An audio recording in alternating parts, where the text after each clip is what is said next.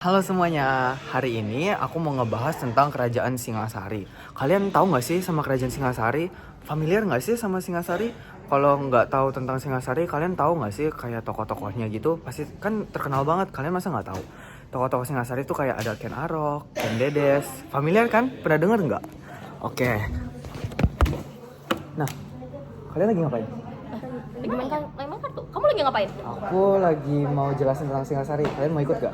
Singasari. Aku pernah denger sih kerajaannya. Katanya terkenal banget tuh.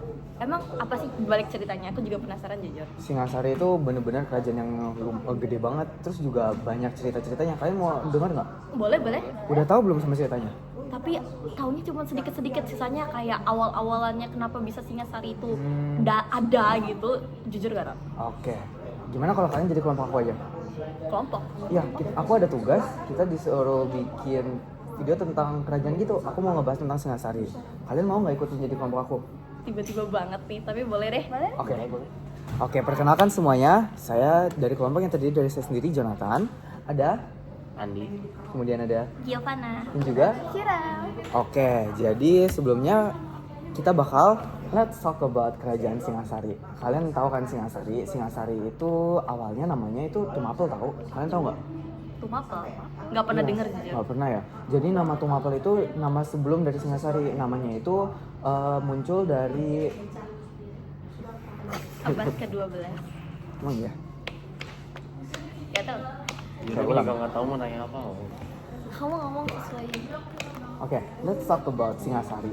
Kerajaan Singasari ini dulunya namanya Tumapel. Kalian tahu nggak? Tumapel. Nggak pernah dengar. Gak pernah dengar ya Tumapel. Jadi Tumapel itu sebenarnya sekarang masih nama resmi dari Kerajaan Singasari. Dia sekarang dikenal dengan nama Singasari, tapi dulu namanya adalah Tumapel. Tumapel ini sempat ada diceritakan atau ditulis di prasasti Kudadu dan juga ada di catatan Tiongkok, yaitu pada saat dinasti Yan. Menarik banget kan?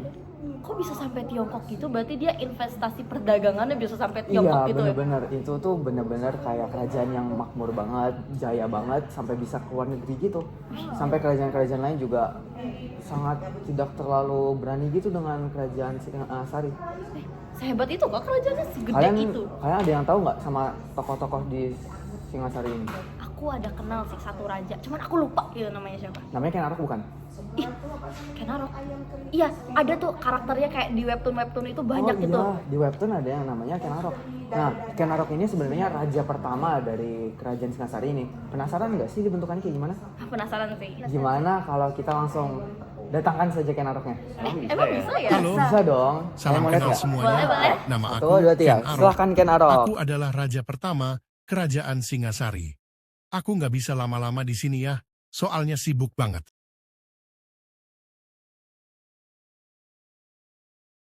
Wah, Ken Arok. Ternyata bisa beneran datang ya. Hebat ya? Hebat kalau bisa gitu. Sorry Dan banget kita nih, mau nanya-nanya tapi aku emang sebentar lagi sibuk. tentang kayak wawancarain Cabut kamu dulu ya, gitu boleh nggak? mau nemenin Ken Dedes beli sayur. Bye-bye semuanya.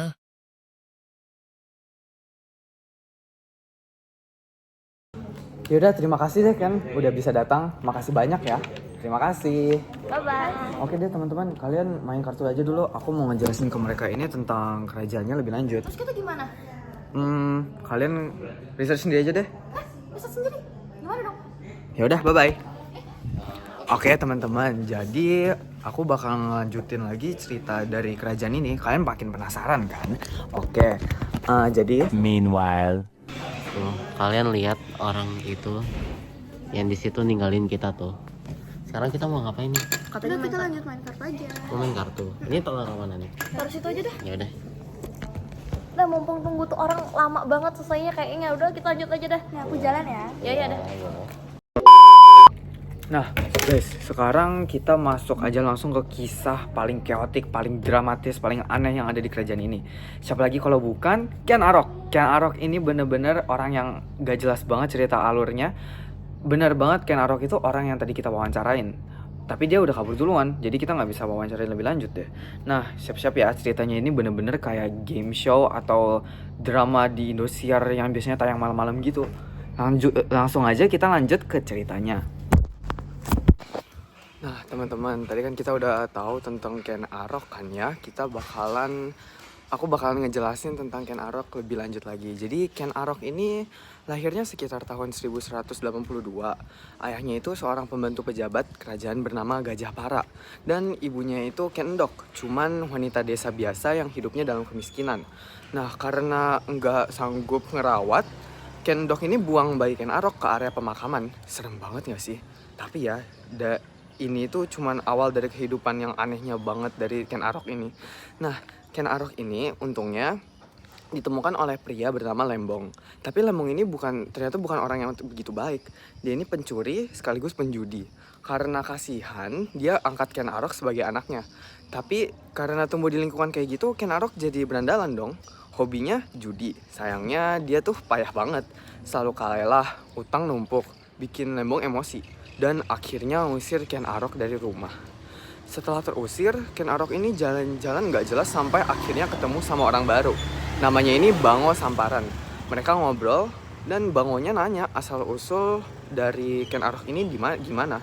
Kisah hidupnya Ken Arok ini bener-bener sedih. Dan dia itu menganggap kalau Ken Arok itu bener-bener kasihan. Jadi Bango ini ngasih tinggal Ken Arok sama keluarganya. Tapi ternyata, plot twist lagi, Bango juga ternyata tukang judi. Mereka malah jadi partner in crime, main judi bareng tiap hari. Anehnya, Bango ini mulai sering menang waktu main judi bareng sama Ken Arok.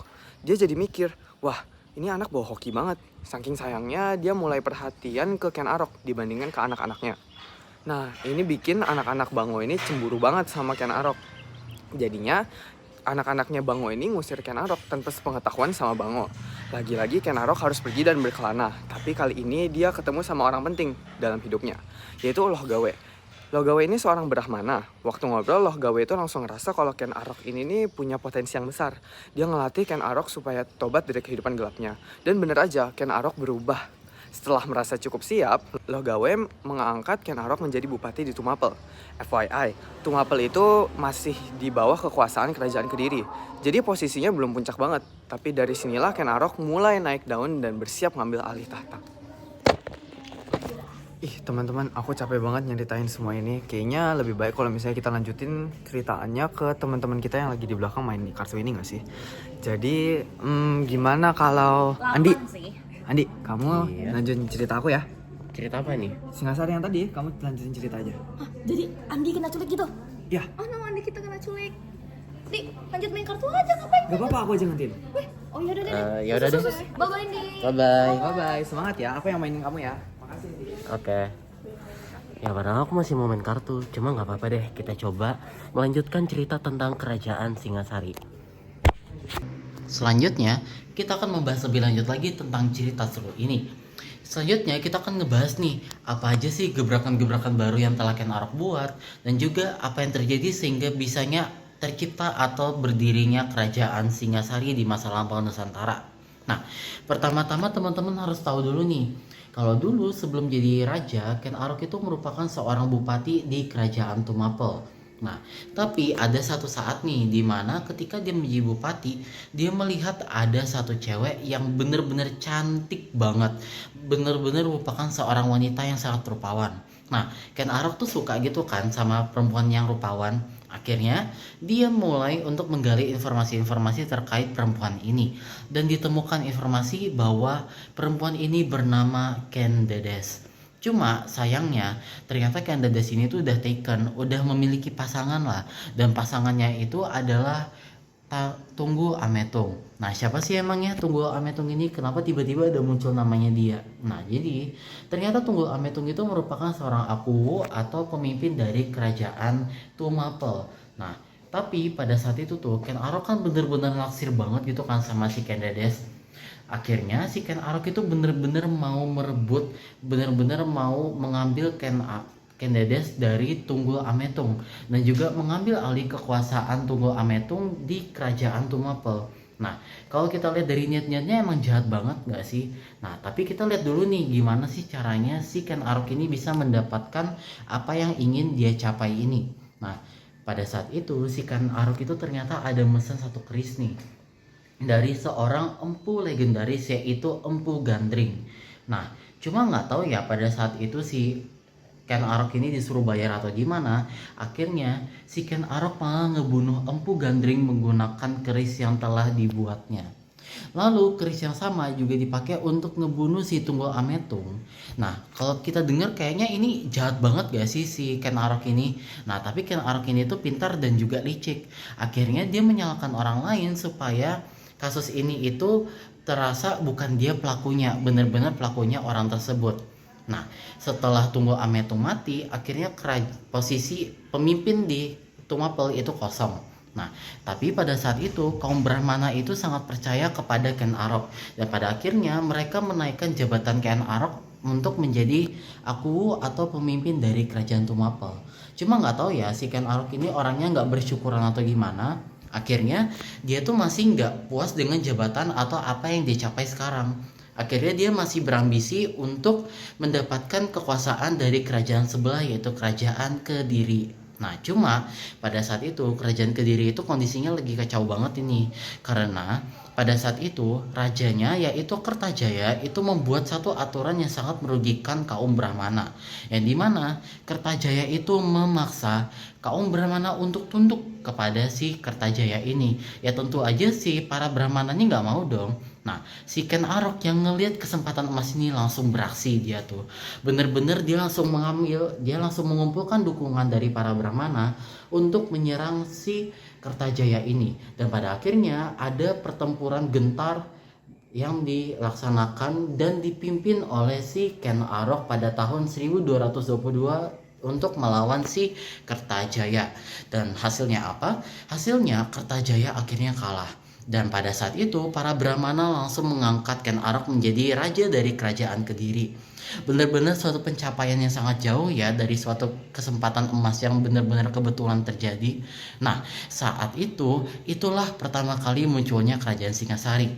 Dan pada saat itu si Ken Arok itu menyatukan wilayah Tumapel dan juga wilayah Kediri.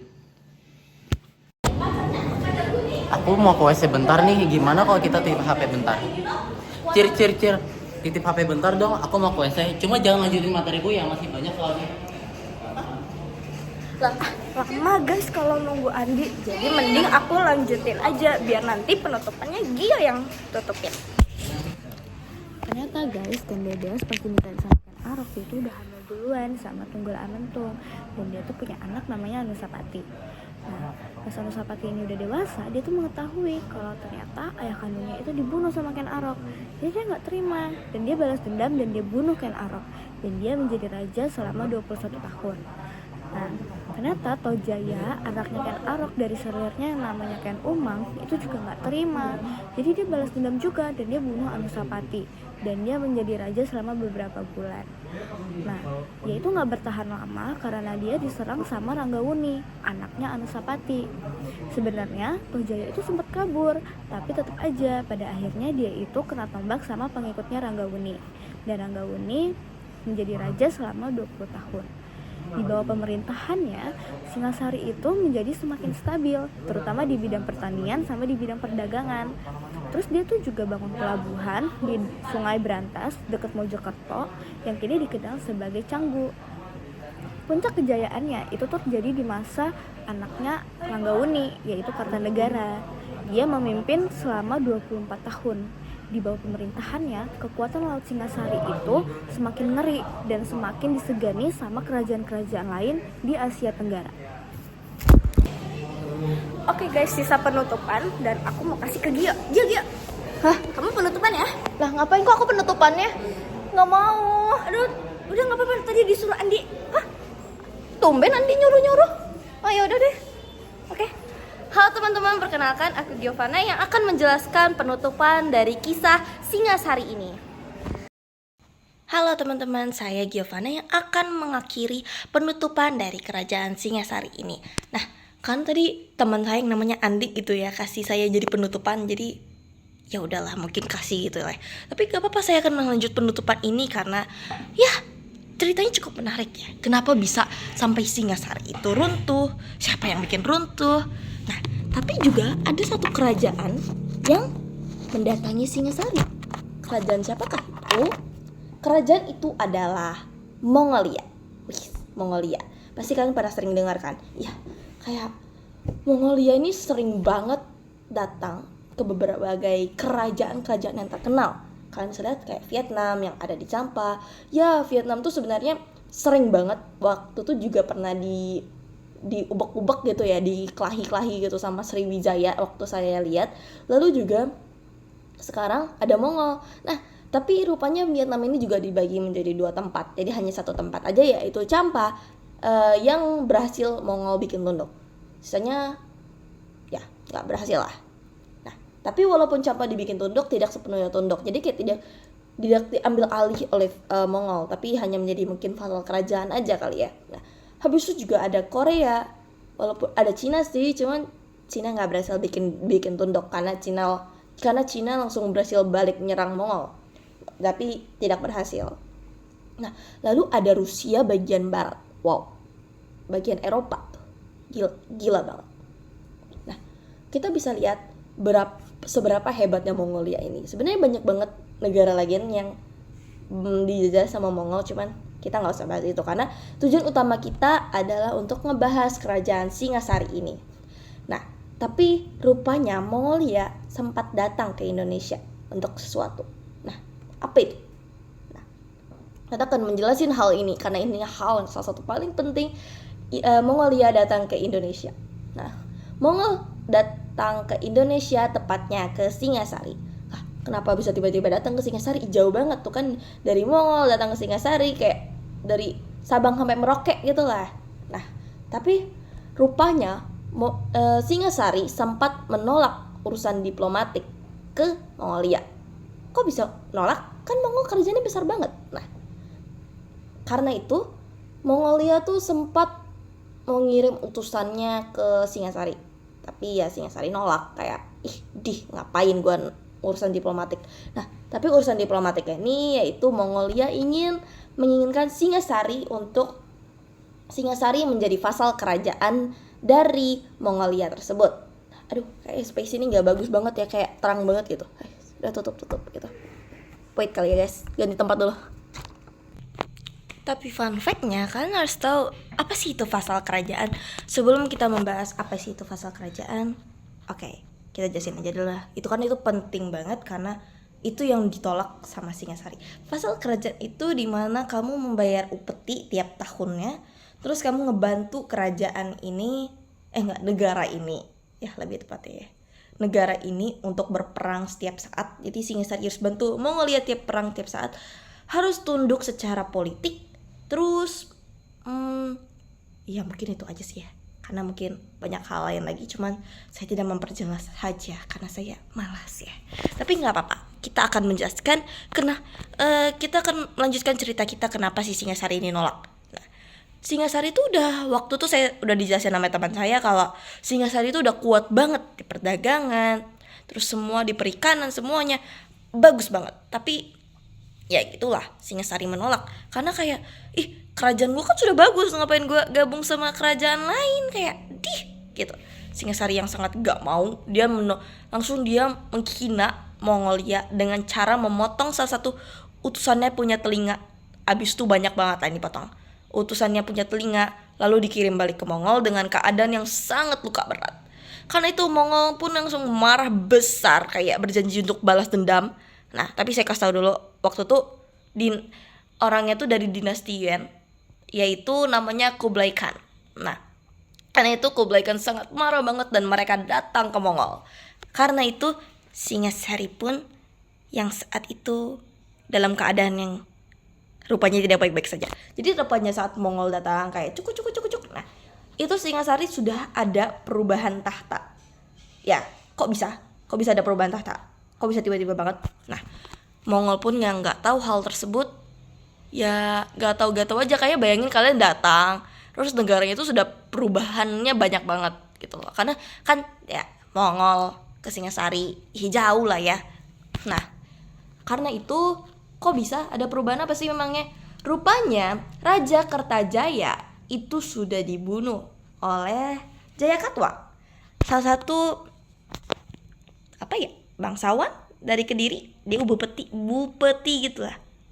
Bupati kali ya maaf, bupati dari Kediri. Nah, Kediri kan sudah runtuh. Nah, iya, dan salah satu dari kerajaan dari keturunan dari Kertajaya. Jadi keturunan raja, jadi bisa dibilang dia masih keturunan yang tinggi banget walaupun kerajaannya itu sudah runtuh. Gitu. Jadi karena itu Jayakatwang pun Jayakatwang kan Jayakatwangnya bunuh. Siapa sih? Kartanegara. Nah, iya bener Kartanegara. Si Kartanegaranya nih mati. Kok mati? Terus gak tahu kenapa Jayakatwang berhasil ngambil Singasari, lalu Singasari dipindahin tempatnya ke daerah Kediri yang sudah runtuh. Dibikin bangun lagi ke sana. Itu absurd banget. Nah, karena hal tersebut Mongolia pun yang nggak tahu tetap datang aja ke Singasari. Dia pengen balas dendam, intinya balas dendam gitu. Karena itu ada salah satu keturunan dari Ken Arok yang pinter banget lah ya, kayak wow, otaknya wow banget. Yaitu namanya, saya bisa tebak, pasti kalian tahu sih kalau aku sebutin namanya. Ya, bener. Raden Wijaya. Pasti pernah dengar kalian, kayak pernah dengar samar-samar di telinga kalian walaupun kalian gak pernah terlalu mendengarkan kisah orang ini. Ya, orang ini yang pertama kali membangun kerajaan Majapahit. Nah, kok bisa dia tiba-tiba ngebangun kerajaan Majapahit? Kan Jayakatwangnya masih hidup. Nah, bener sih, itu bener banget. Nah, karena rupanya si Ken Arok itu Ken Arok lagi. Nah, si Raden Wijaya ini yang sudah tahu kayak kerajaan ini sudah diambil, kerajaan Singasari ini sudah diambil. Terus Mongolia datang. Udahlah gue tunduk aja nih ke si Jayakatwang. Nah, terus jadi si Raden Wijaya ini tuh kayak bisa jadi budaknya si Jayakatwang gitu loh. Jayakatwang pun yang senang, kayak gila nih orang hormat banget sama gue harus kasih dia hadiah gitu lah ya. Nah, langsung dia memberikan hutan tarik yang hutannya tuh kayak subur banget ke si Raden Wijaya ini. Nah, Raden Wijaya dengan cepat langsung membangun kerajaannya sendiri, kayak desa-desa kecil pertama.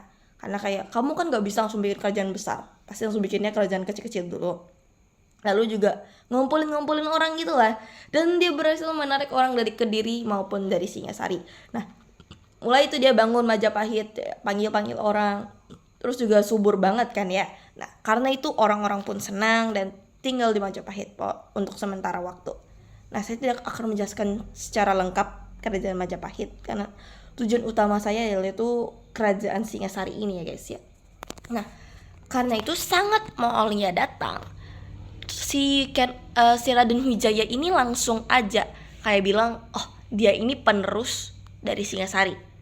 Dan karena Mongolia kayak iya kali ya, karena Singasari kan sudah dibilang rajanya sudah mati. Jadi makanya si Raden Wijaya ini yang ngambil tahta gitu. Masuk akal kan, karena dia keturunan dari Ken Arok gitu. Nah, langsung tuh si Raden Wijaya tuh dengan otak yang pintarnya itu langsung bilang, aku bakal tunduk deh ke kamu Mongol, tapi asal kamu kalahin kerajaan Kediri. Wow, Kediri kan sudah runtuh, mungkin Singasari itu digantiin namanya jadi Kediri lagi kali ya. Nah, karena itu Mongol pun setuju dan bersama Raden Wijaya Mongolia langsung menyerang kerajaan Kediri. Kediri hancur lagi. Jayakatwang dan anaknya sempat melarikan diri. Cuman langsung dimasukin ke kapalnya Mongol lah karena kayak perjanjian tadi. Nah, rupanya saat Mongol kelelahan, udah lawan banyak banget orang, lawan 5.000 orang kalau nggak salah. Nah, lawan 5.000 orang. Nah, Mongol tuh yang udah rupanya mau balik ke Singasari buat minta perjanjiannya. Raden Wijaya langsung nyerang balik kerajaan Mongolia bersama orang-orangnya. Dan Mongolia pun berhasil dipukul mundur. Jayakatwang beserta anaknya juga dibunuh di kapalnya Mongol. Dan Ken Arok berhasil mengembalikan kerajaan Singasari. Cuman dia nggak mau lanjutin Singasari, kayak ngapain, mending gue bikin kerajaan sendiri kali ya. Nah, dengan kepulangannya Mongol pun bilang kayak jadilah kerajaan baru yang namanya kerajaan Majapahit. Nah, jadi Singasari ini berdampak besar banget untuk kerajaan Majapahit. Karena itu Majapahit yang sekarang dikenal dengan kerajaan yang gede banget. Nah, itu kayak siapa sih orang yang kenal Majapahit? Pasti kenal lah si Empu Tantular, Raja Wayang Muruk, dan banyak lagi itu yang membuat keragaman Bhinneka Tunggal Ika semua mulai dari sana, kerajaan Majapahit. Nah, mungkin sekian dari yepingan saya tentang kerajaan dan tentang kerajaan Singasari dan cara dan penutupan dan apalah itu semua. Oke, sekian dari saya. Terima kasih teman-teman. One eternity later. Oke, kita sudah mengetahui kisah tentang kerajaan Singasari ini tepatnya. Nah, pasti itu akan menjadi ilmu pengetahuan yang bisa teman-teman pakai untuk pamerkan ke teman-teman kalian. Apalagi teman-teman kalian yang suka sejarah nih lebih tepatnya. Nah, karena itu kita akan mengakhirin ini juga. Oke. Berarti kita udah selesai dong ngebahas tentang kerajaan Singasari ini. Yes. Ya. Sekian dari kelompok kami. Jika ada kesalahan atau kekurangan, mohon maaf. Bye-bye. Kendedes. Tunggu. Later. Kayak kenal suaranya itu siapa ya? Oh, jangan bilang dia balik lagi. Ken Arok. Oh my god. Oh iya, bener. Bukan Arok gak sih? Loh, udah selesai temenin istrinya beli sayur nih.